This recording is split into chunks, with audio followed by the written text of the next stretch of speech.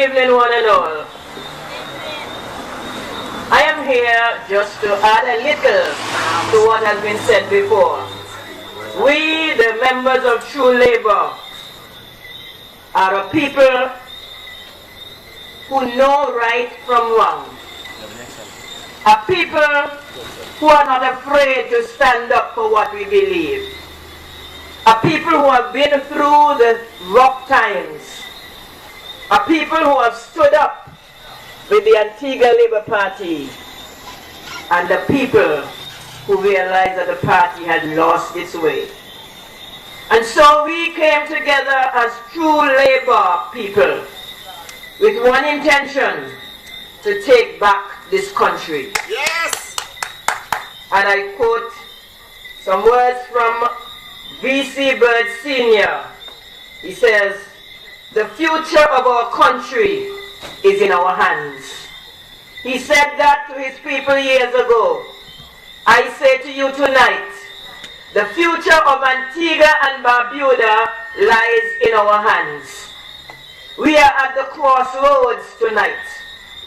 We have reached a place where the so-called politicians have forgotten us.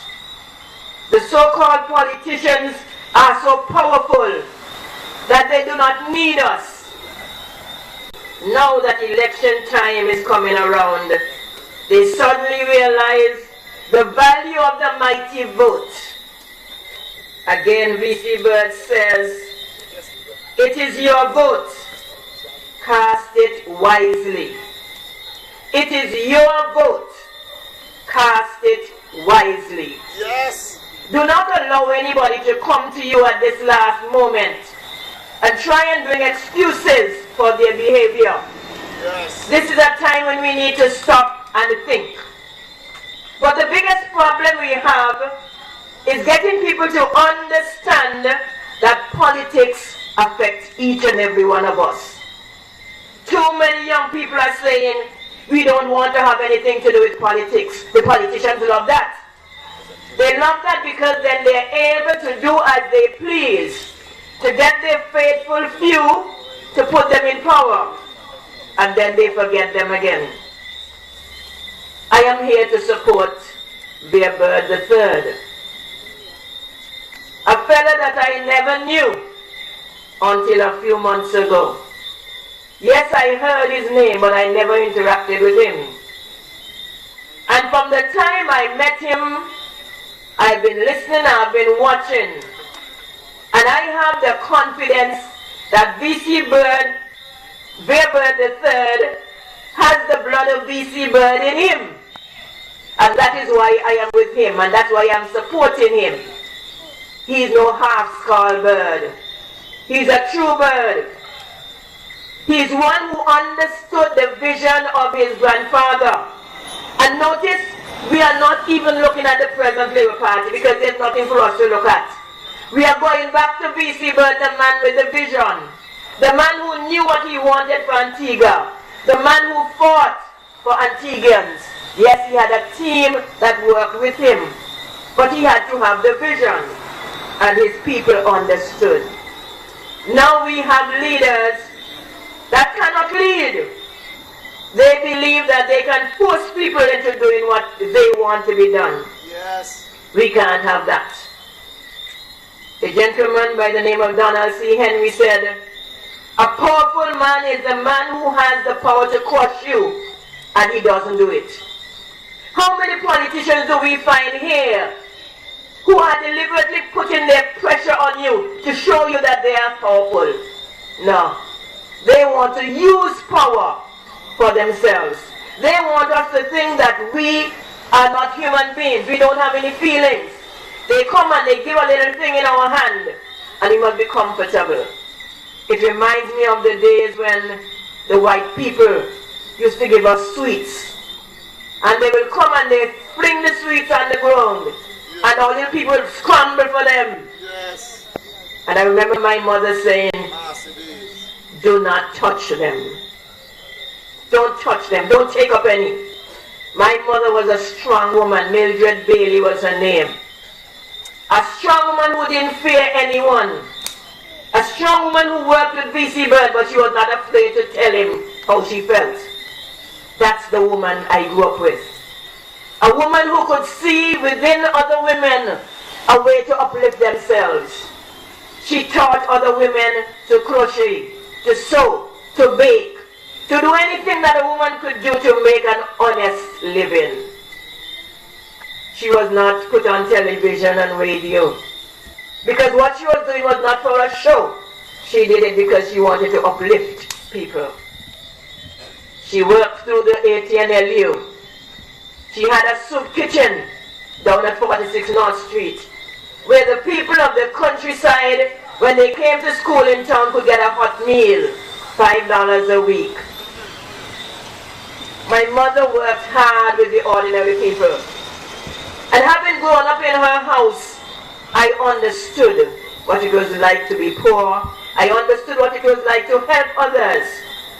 And I now understand what it is like to get up and stand up for what I believe, regardless of what the politicians may think. Church people will say to you, why get involved in politics? Politics is dirty. I say to you, politics is as dirty as you make it. Yes. And if we do not get involved in politics, then we're going to sit down and take whatever is dished out to us. Yes. We have a vote. And that vote has power. But you know what makes that vote lose its power? When we sell it. If we sell our vote, we cannot demand accountability. Anytime you sell something, it's no longer yours. Yes. And so when our politicians come and give us a little $200, $2,000, and we vote for them, we can't ask them for anything else. We have been paid. Do not sell your vote. Vote for the person whom you believe will make a difference. Yes. When we started off, Yes. we started off because we saw that Antigua needed to go in a new direction. I found a newspaper just the other day. Yes. And that newspaper is for Friday 30th November 2012. It is the Carib Arena that's no longer out. And here this man known as Colin Sampson. Colin Sampson was one of those persons who worked with the UPP, who encouraged people to take the package. And I guess after looking back at everything he had done, he realized that something is not right in Antigua. And he says, what third party? And I'm going to quote from the book, from the paper. He says, a political alternative or third party is absolutely essential if we are to see any forward movement in our nation's political development. Again, a political alternative or third party is absolutely essential if we are to see any forward movement in our nation's political development. Why is he saying that? When he was so high up in the UPP, going around encouraging people to take their package. Because he realized that UPP didn't have the answer for the people. He realized that the present position of the ALP is not helping anyone. And he himself realized it and decided a third party is necessary. We are the third party. Yes. And we intend to take the governance of this country. We can't afford to get 1 seat, 2 seats, because we're not going to be able to make a difference. We need to take the governance of this country away from those persons who have been exploiting us. We need to take the governance of this country so that we can change some of those laws that are repressive. We need to take back this country so that the education of our young people can then become something that they can aspire to have. Yes. Our young people are hopeless. There was a time when you could go to a class and uplift yourself all around this country. There was a time when there were classes, especially for civil servants, who had not made the grade. What do we have now? No classes. There was a time when persons who dropped out of school could have gone to the youth skills. And there, they would go free of cost. And they would have been given a little money to help them to catch a bus or to get themselves a little lunch. That is no longer there. They now have to fork out $500 so that they can get a little learning. And you tell me education is free? Persons going to the Antigua State College used to pay a little bit, just a little thing to keep them. Now the money is $750. Hotel training school was once free. Now it's $1,250. Who can make it? The persons who already have the money.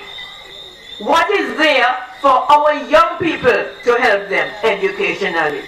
What is there for our older folks who didn't quite make it, who had a child who had to drop out of school?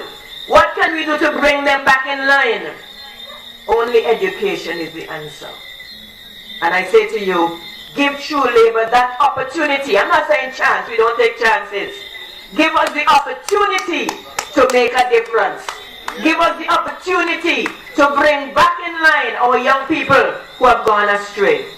Give us the opportunity to make a difference in education.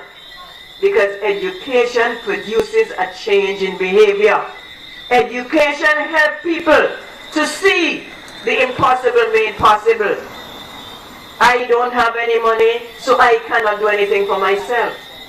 But if you teach people how to make a living, they may not have any money at the moment, but those same people can utilize their little skills. Yes. You're sitting on your gallery, you can crochet, you can knit some little thing, you can put two boards together, get a little bench, and you can give or sell to somebody. A lot of our old folks need a little footstool. How many of our youngsters can make a footstool and make a living? How many of our young ladies can take some free tamarind off the tree and cook some tamarind stew? It's education. The education helps them to understand that it is not the end. That life may have its difficulties, but we can make a difference. Yes. Give us that chance. Another thing I want to bring to your attention. Look at the political leaders. Look at the persons going into politics. Everybody coming. I am an accountant. This one is an accountant. How much money they to count? They want much accountant. All accountants come into one country. Something wrong. How many teachers you have? We don't have any teachers in politics. You know why? Not because teachers ain't good enough. Not because teachers ain't learned enough. But every time we try to enter politics, like myself, we are fired. Yes. And because we are fired, some persons decide to step aside. I heard a lady say the other day, she is in Antigua for 20 years. She worked for the government. And in Antigua for 20 years, she has now retired. And I'm sure she's getting her pension. And she's getting her social security. I was born in Antigua. I never lived anywhere else. And I don't have any plans to live anywhere else. I taught for the government of Antigua and Barbuda for 29 years. And when I tried to get into politics, I was fired. So I don't get any pension. But somebody who come into our country, work for less time than me, get a pension. Imagine. We need to change the laws. We need to allow teachers to enter politics. And when we go in, we're going to make sure that they get them right. They do it again and do it until they get it right. Because everybody seems to think, if you make a mistake in politics, it stays there. No! You're going to do it till you get it right. And that's why they don't want teachers in there. Because you're going to whip their tail. I'm saying to you, give true labor that opportunity. Look at the leaders. Gaston Brown. Baldwin Spencer. Sharlene Samuel. Choose your leader now. Make your mind up that we cannot continue to walk behind anybody. Sharlene all the way. Woo! I am also going to say to you, we have a splinter group, they say. They say that we are going to fall by the wayside. They didn't realize that this party is being led by a woman, not a man. OND was led by a man and they fell by the wayside. And many other parties started up, led by men, they fell by the wayside. But this party is led by a woman. And a woman has stamina. A woman stands up for what she believes. And she goes with it through thick or thin. Yes. I am that woman. And when you tell me that the persons on my ticket, the persons on True Labor ticket are a little quick and so on. Yes. But remember, every party has to have somebody with a little extra spike in them so that we keep on the ball. If all of us are quiet, it's not going to happen. My people, hold on to True Labor.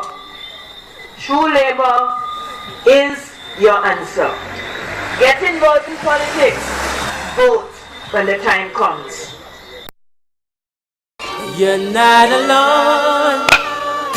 Labor, I'll be right there for you. You're not alone. True Labor, I'll be right there for you.